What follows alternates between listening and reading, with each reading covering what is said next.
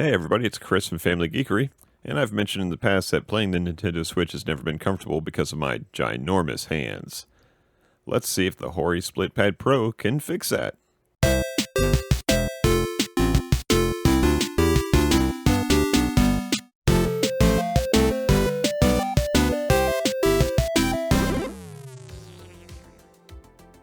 So you can see I have the Hori Split Pad Pro attached to my Nintendo Switch now, and I can already feel a difference in both the control and comfort.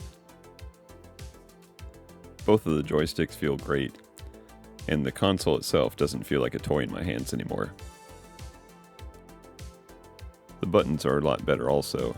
Bigger buttons, easier to push, and a much more satisfying click. The D-pad is also very nice, and it's going to feel great playing some of the old Nintendo classics with the Nintendo Switch Online. It also has a turbo button and some buttons on the back that I probably won't use as much, but overall the ergonomics of this controller are a lot better than the standard Joycons. So you can see I'm playing a little Minecraft here, and already it feels very much like I'm using a Pro controller. So it's nice to think that you can get a Pro controller feel or a full console type feel with a portable device like the Nintendo Switch. But one of the downsides is, because it adds so much size to your overall console, it may not fit in one of the cases that you already own. And as we flip over to the other side, you can see the two back buttons that you can program for different use.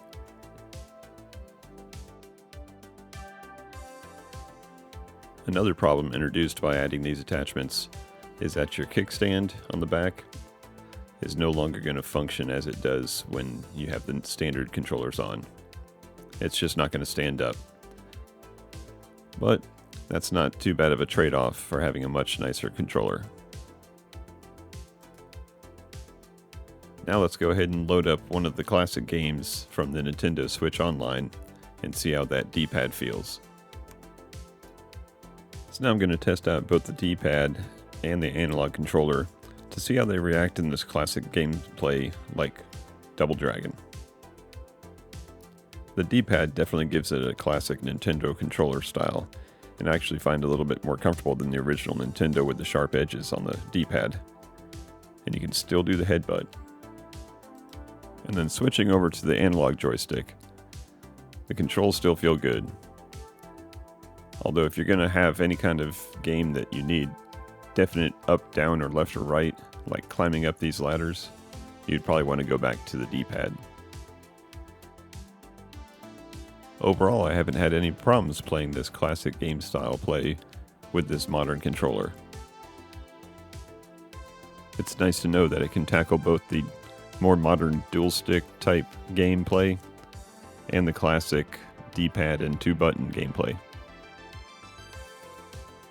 Now the next thing I wanted to do is to see how easily the Nintendo Switch still slid into the dock with the Hori controllers still attached. The documentation online said you could still place the Nintendo Switch into the dock with the controllers attached, but I wanted to see how easy it was.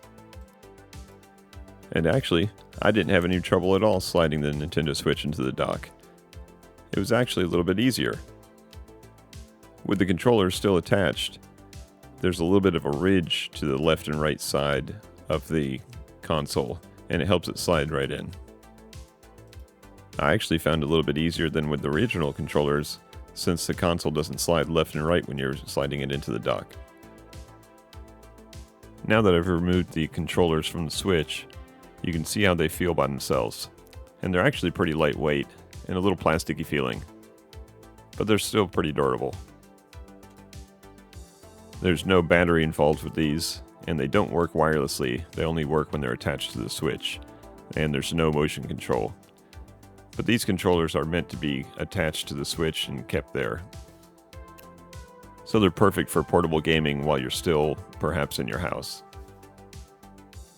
Now, since the controllers aren't wireless, you can't take them off the console and use them while the Nintendo Switch is docked. But Hori has since made an attachment that you can attach these to, and it basically makes them into a wired controller that you can then plug into your dock. I've only seen that so far sold as a kit with the controllers. So the overall size of the attachments are very similar to the size of a real controller. So you're going to have a very similar grip size, button size, and joystick size that you're familiar to if you're already using a standard controller.